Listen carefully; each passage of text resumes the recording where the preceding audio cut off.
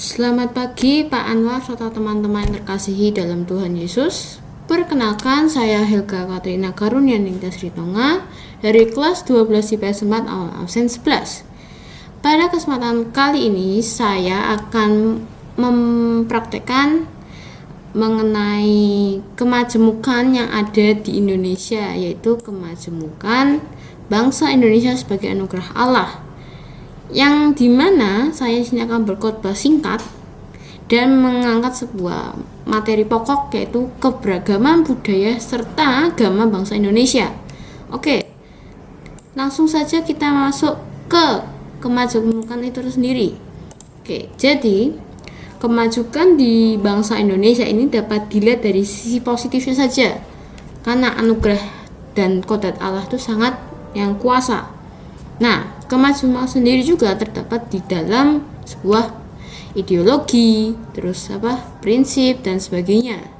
Nah, kita dapat mengatakan bahwa bangsa serta negara Indonesia harus kita perjuangkan, karena itu terdapat di prinsip kebangsaan yang disampaikan oleh Bung Karno pada 1 Juni 1945. Nah, kita sendiri juga dapat mendirikan sebuah negara itu yang kita buat bukan sebagai kebangsaan Jawa, Sumatera, Borneo, Sulawesi, tetapi sebagai kebangsaan Indonesia. Bukan negara itu saja, tapi negara itu untuk satu golongan, satu komunitas, dan untuk semua. Kemudian, dalam kemajemukan sendiri juga mempunyai beberapa keberagaman. Ya, dari kita lihat sendiri, ya ada keberagaman suku, ras, agama, umur, dan sebagainya. Nah, kita sebagai umat Kristiani itu selalu percaya diri, selalu bersukacita dalam perbedaan yang ada. Nah, kemajemukan ini dalam tema ini yang dimana sebuah kemajemukan sebagai anugerah Allah patut kita syukuri, hargai dan sebagainya. Kenapa? Karena itu merupakan salah satu talenta yang kita punya dari Tuhan.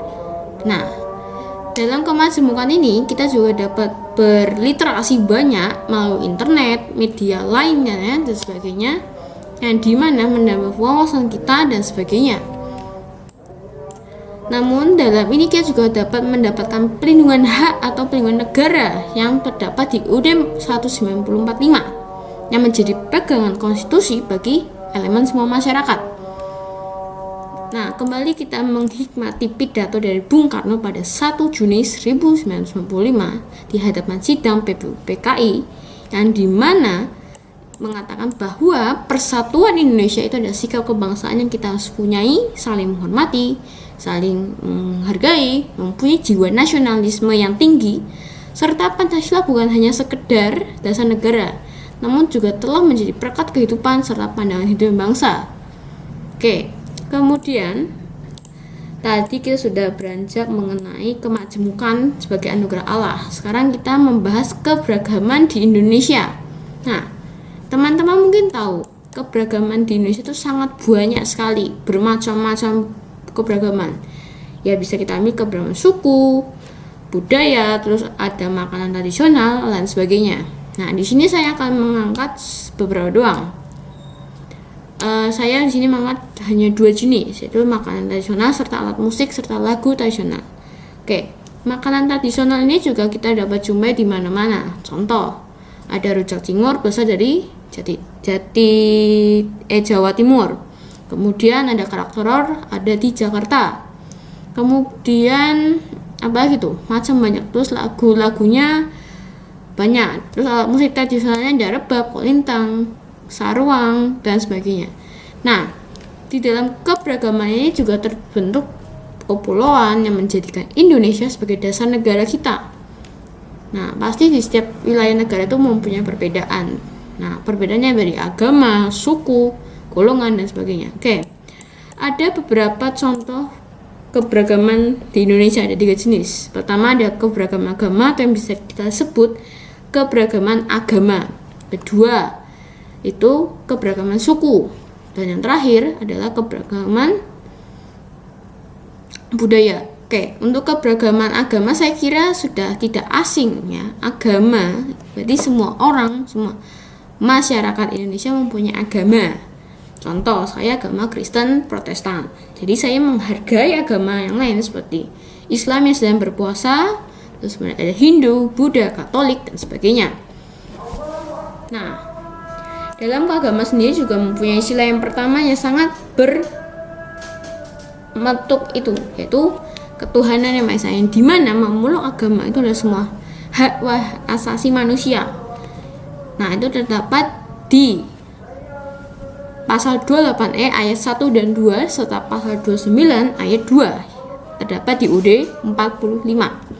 Nah, agama-agamanya ya Islam di masjid, Kristen Katolik di gereja, dan sebagainya. Kemudian ada keberagaman suku, yang dimana keberagaman suku ini dapat diartikan bahwa sebagai pengelompokan atau penggolongan karya orang-orang yang bisa mempunyai kesamaan agama, ras, bahasa, dan sebagainya.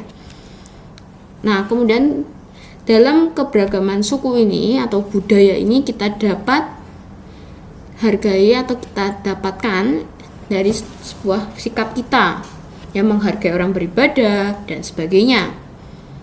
Dan yang terakhir adalah keberagaman budaya. Kita juga mempunyai keberagaman budaya lokal. Ya seperti aja ada adat istiadat, terus tarian adat dan sebagainya. Tadi saya contohkan di alat musik serta di lagu-lagunya. Oke. Nah, jadi dapat disimpulkan dari kemajemukan sebagai anugerah Allah serta keberagaman agama di bangsa Indonesia, dapat disimpulkan bahwa suatu kemajemukan atau keberagaman Indonesia harus kita syukuri atau kita patuhi, karena itu merupakan salah satu contoh tindakan yang kita harus punya dalam sebagai umat Kristiani dan sebagai umat Allah yang akan datang. Oke. Selamat pagi Bu Sisil serta teman-teman yang terkasihi dalam Tuhan. Perkenalkan, saya Helga Katrina Karunia Ningtyas Sritonga dari 12 IPS 4 absen 11. Pada hari ini saya akan berpitato yaitu tentang kemajemukan sebagai anugerah Allah. Oke. Langsung saja, saya di sini akan pidato yang dimana saya akan pidato tentang moderasi beragama sebagai berkat dan pemersatu bangsa. Oke. Dalam kemajemukan sebagai anugerah Allah, kita juga bisa mengatakan moderasi beragama sebagai berkat dan pemersatu bangsa juga. Oke, gimana? Oke, jadi moderasi beragama itu sangat penting dalam konteks persatuan Indonesia. Ya, tapi sebelumnya kita harus pahami dulu dari konsep serta pengertiannya dulu apa moderasi beragama itu tersendiri. Oke, dari kata moderasi memiliki arti beberapa istilah. Dalam bahasa Inggris kata moderasi berasal dari kata moderation yang berarti sikap sedang, sikap tidak berlebihan. Juga terdapat kata moderator yang berarti ketua atau off meeting sebagai pelerai, penengah, dan sebagainya. Oke, jadi dalam moderasi ini juga sebagai bentuk penghindaran kekerasan atau penghindaran keekstreman. Nah, oke, jadi moderasi ini juga dapat kita kaitkan dengan kemajemukan sebagai anugerah Allah yang dimana merujuk pada sikap diri sendiri sebagai sikap mengurangi kekerasan, menghindari keekstreman, serta dalam praktik beragama. Lalu sikap dan upaya itu menjadikan agama sebagai dasar atau prinsip untuk menghindari pelaku yang tidak disukai, dan kita mencari jalan tengahnya dalam menyatukan dan mempersamakan semua elemen yang dalam kehidupan bermasyarakat, bernegara, serta berbangsa Indonesia. Oke, nah kemudian dalam sikap moderat atau moderasi itu sendiri juga menjadi suatu sikap dewasa yang sangat diperlukan dalam masa depan yang akan datang. Nah, kita ambil contoh sebagai sikap radikalisme atau etnonisme yang dimana sebagai kejahatan, ujaran kebencian atau caci maki dan sebagainya. Nah, moderasi beragama ini juga mempunyai usaha kreatif yang sangat untuk mengembangkan sikap kita di keberagaman di tengah berbagai cobaan. Contoh, kita mengambil dalam, biasalah ya, anak-anak muda itu selalu menghina atau tidak mematuhi yang ada dalam kepunyaan kita masing-masing. Ya, seperti kita tidak mempunyai ini diejek, tidak mempunyai ini dihina. Loh, kamu kok gini. Nah, itu sudah termasuk sebagai. Good morning, Ma'am Wiwik and dear friend in God. My name Helga Katrina Karunintias Ritonga from 12 Social 4 Absent 11.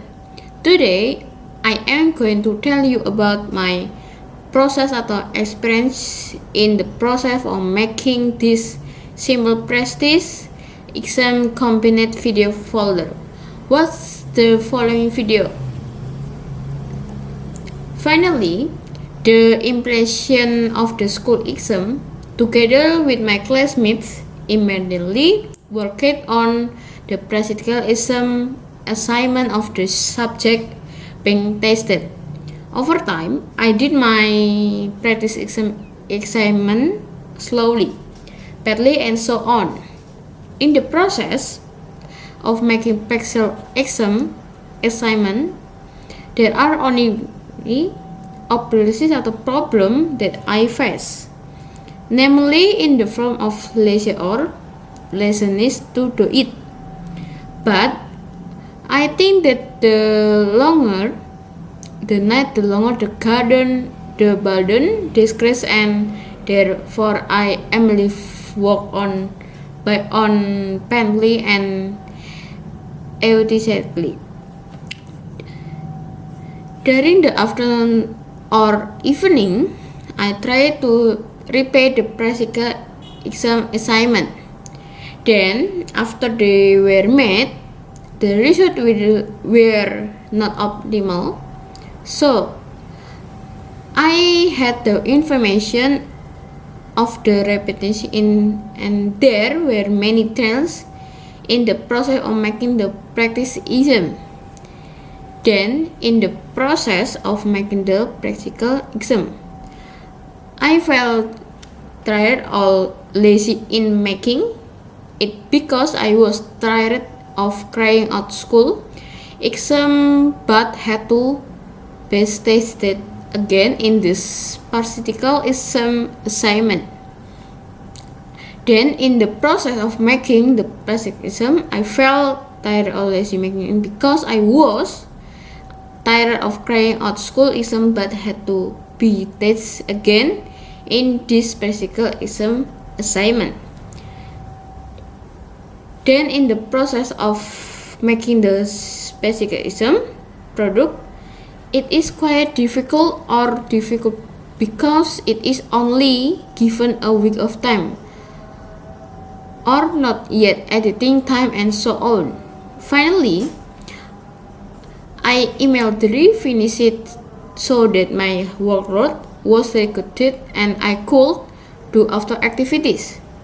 Then, while I was crying out and making the product process for the practical exam, I was very tired because there were several things and my brain was in crying out school exam.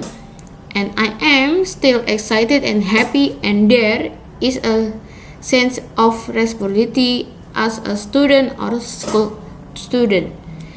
Thank you, Ma'am Wiwi and friend. Thank you, friend.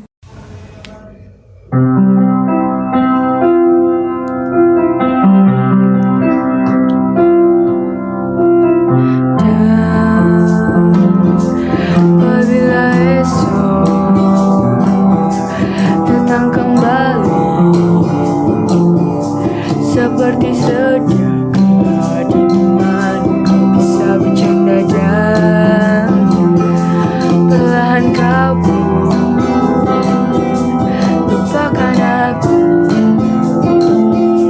Mimpi buruk